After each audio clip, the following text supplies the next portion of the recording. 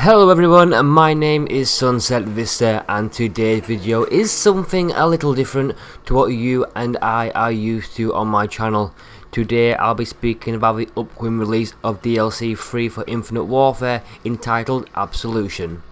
As usual, the DLC will come packed with 4 multiplayer maps: Bermuda, Permafrost, Thor and Ember, but most importantly the new zombies episode, Attack of the Radioactive Thing. So the new map is set within the 50s era beach town where a government science experiment has gone horribly wrong. The description for this episode is as follows: Wyler has trapped the 4 protagonists inside an all-new horror film set in the 1950s and in the style of the creature feature films of the era. Players will fight a new array of zombie enemies across a ravaged beach town where a government science experiment has transformed residents into a flesh-devouring zombies and introduced a new biological menace into the city.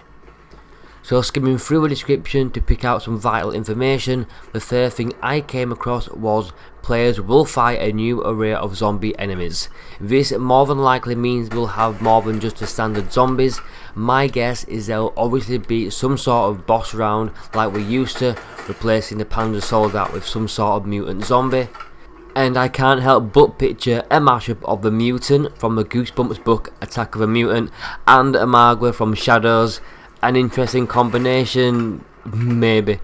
But in the past we've had a mixture of alternate zombies, for example the Screecher zombie in Shangri-La and the monkeys within the same map also, so don't be surprised if there is a couple of surprises. And obviously the biological menace referring to that boss zombie round. Now, a few people are bashing the title of the episode, calling it cheesy. However, I don't think they realise that's what it's supposed to be like. Most horror films from the 50s era had titles just like that. To name a few, there was Attack of the Crab Monsters, Attack of the 50-Foot Women, and Attack of the Jungle Women. There was even a movie released in the 80s called The Thing. So whether you get it or not, it's actually a great move from Infinity Ward's part. Quick little trivia also for you: every single game, the third DLC out of 4 is set in the daytime. That's Shangri-La, Buried, Gorag Krovi and now Attack of the Radioactive Thing. So based on the released images, it looks like we'll be able to play from the streets of the town and right down to the beaches, which could mean some interesting water traps maybe. Also looking at the achievements, we can pull bits of interesting information. One achievement entitled Belly of the Beast gives a description of: in the Attack of the Radioactive Thing, enter the bomb code correctly on the first try.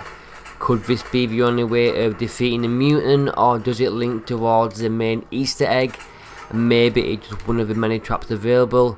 I guess only time can really tell.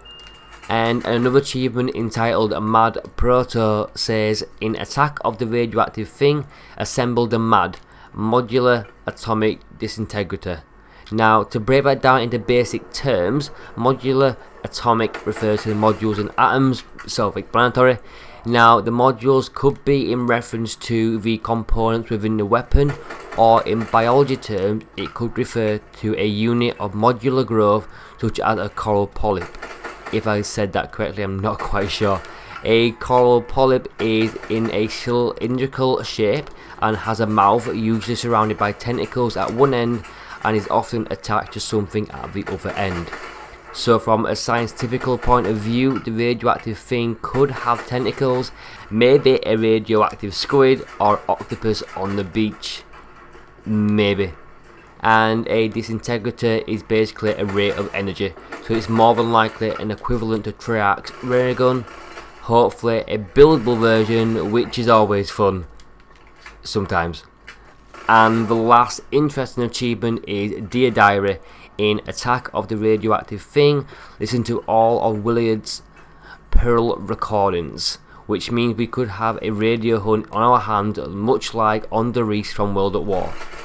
So at the moment, that's all the information we have. There's no signs of any trailer at the moment and no one really knows why, but I'll be sure to keep everyone up to date when more information is released.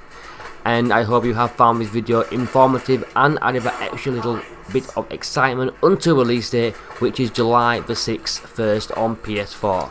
If you have enjoyed what you have seen, then don't forget to click that thumbs up button below and smash that subscribe button too.